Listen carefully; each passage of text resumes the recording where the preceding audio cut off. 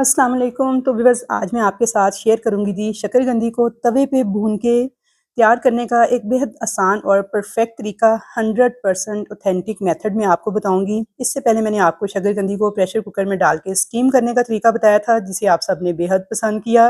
लेकिन ये तरीका उससे भी ज़्यादा आसान और शकरकंदी उससे भी ज़्यादा मज़े की बन के तैयार होती है। तो मेरी तरफ से ये हाईली रिकमेंडेड है, आप इस तरीके को फॉलो करें और शकरकंदी तैयार करें।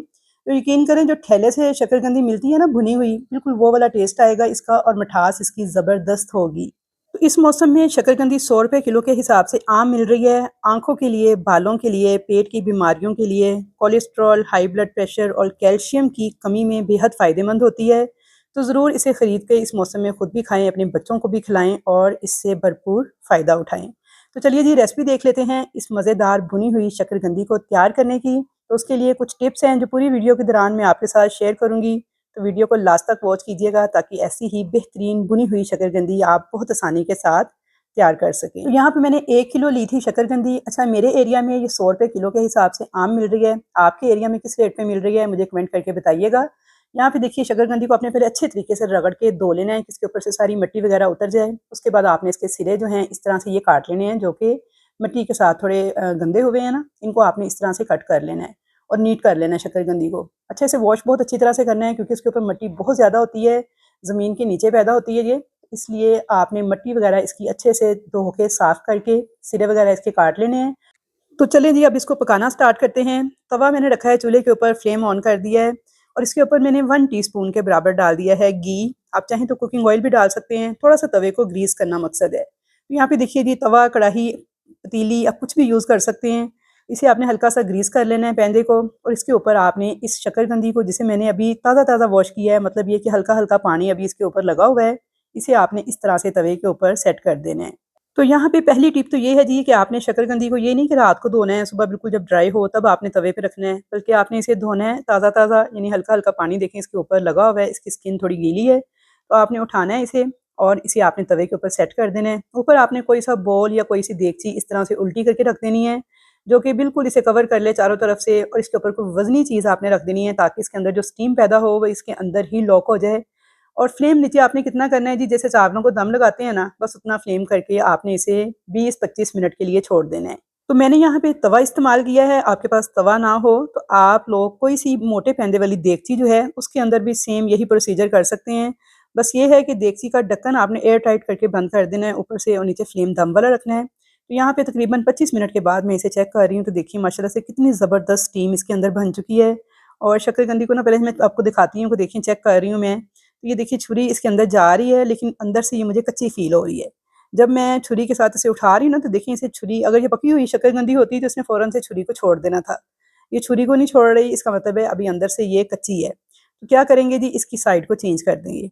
जो-सी साइड इसकी तवे की तरफ थी ना, उसे मैंने कर दिया है ऊपर की तरफ, और जो ऊपर की तरफ थी उसे मैंने कर दिया है नीचे की तरफ। क्योंकि जब मैंने छुरी अंदर इंसर्ट की है, तो मुझे उससे ये अंदाज़ा हुआ कि ये शकरकंदी ऊपर से कच्ची है, लेकिन नीचे वाली साइड से पक चुकी है।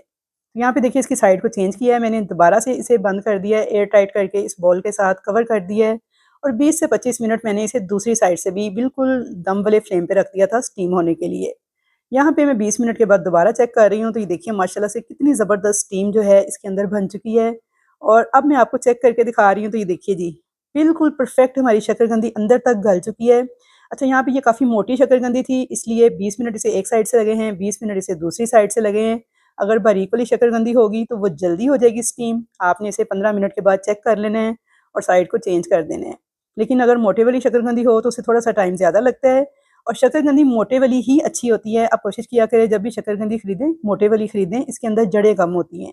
अच्छा, यहाँ पे देखिए जी, शकरकंदी को मैंने अब निकाल लिया था एक प्लेट के ऊपर, और यहाँ पे इतनी प्यारी खुशबू आ रही थी ना इसमें से भुनने की, बहुत ज़बरदस्त किस्म की। और देखिए, ना ये जली है, ना तवे के साथ लगी है, ना कुछ और बिल्कुल ड्राई ड्राई सी हमारी मज़ेदार सी शकरकंदी भुन के तैयार हो गई है। ये बिल्कुल ऐसे लग रहा है जैसे आलू हम लोग भूनते हैं ना, कोयलों में दबा के, तो सेम वो वाली खुशबू और वो वाला फ्लेवर आ रहा था इसके छिलके का। उतारते वक़्त ना कुछ ऐसी खुशबू आ रही थी। यहाँ पे देखिए, अभी ये गरम है, आपने इसे थोड़ा ठंडा होने देना है। गरम-गरम छीलेंगे ना, तो इसके ऊपर एक जाला-सा फ़ील होता है, जो कि ठंडा होने के बाद अपने आप ही ख़त्म हो जाता है। यहाँ पे देखिए, ये मैं आपको गरम-गरम छील के दिखा रही हूँ, तो इसमें जाला नज़र आ रहा है। लेकिन इसे थोड़ा ठंडा करेंगे, फिर मैं आपको ठंडा करने के बाद छील के दिखाती हूँ। तो देखिएगा ये जाला ऑटोमेटिकली ठंडा होने पे खुद ब खुद ही ख़त्म हो जाएगा। तो यहाँ पे अब ये ठंडी हो गई थी, इतनी ठंडी हो गई थी कि हाथ लगाने के काबिल हो गई थी। जब स्टार्ट में मैं इसे छील रही थी ना, तो ये बहुत ज़्यादा गर्म थी, मेरा हाथ भी नहीं लग रहा था। अच्छा, ठंडी होने पे देखें इसका जाला ऑटोमेटिकली ख़त्म हो जाता है। तो इसलिए आपने गरम-गरम शकरकंदी को नहीं छीलना, बल्कि थोड़ा-सा ठंडा करके फिर इसको छीलना है। अच्छा, शकरकंदी जो है पानी में बॉयल करते हैं वो बिल्कुल बेकार बन के तैयार होती है। एक तो उसकी ग़िज़ाइयत कम हो जाती है, मिठास एंड टेक्सचर में भी फ़र्क आता है, और दूसरा वो बिल्कुल हलवा सी बन जाती है जो कि खाने में बिल्कुल भी मज़े की नहीं लगती। जबकि ये वाली शकरकंदी देखें, ये मैंने छील ली है, काट ली है, और यहाँ मैं आपको तोड़ के दिखाती हूँ। तो ये देखिए बिल्कुल ड्राई सी, और बहुत ज़्यादा मिठास थी इसके अंदर, क्योंकि इसे हमने स्टीम किया है। थोड़ा-सा चाट मसाला छिड़क देंगे इसके ऊपर, इमली और खुबानी की चटनी जिसकी रेसिपी मेरे चैनल पे मौजूद है, ये मैंने आपको पहले बनानी सिखाई हुई है। ये डाल देंगे इसके ऊपर, इसे खाने के लिए गरमा-गरम सर्व करेंगे तो शकरकंदी का मज़ा दुबाला हो जाएगा। यहाँ मैं आपको तोड़ के चेक करवाती हूँ, तो ये देखिए बिल्कुल ड्राई और मीठी शकरकंदी ये थी, बहुत ज़बरदस्त बन के तैयार हुई थी। अच्छा, मैंने ये शकरकंदी जब तैयार की, अभी मैंने इसमें से 2-3 पीस जो है वो नहीं काटे, तो मेरा बेटा कह रहा था कि मैंने बाज़ार से खरीदी तो 100 रुपए की, सिर्फ़ उन्होंने मुझे 3 पीस दिए। यहाँ पे देखिए माशाल्लाह से 100 रुपए की इतनी बड़ी प्लेट बन के तैयार हो गई है। तो ज़रूर इस रेसिपी को ट्राई करें, अच्छी लगे तो लाइक करें, शेयर करें और कमेंट करके बताएँ। अल्लाह हाफ़िज़।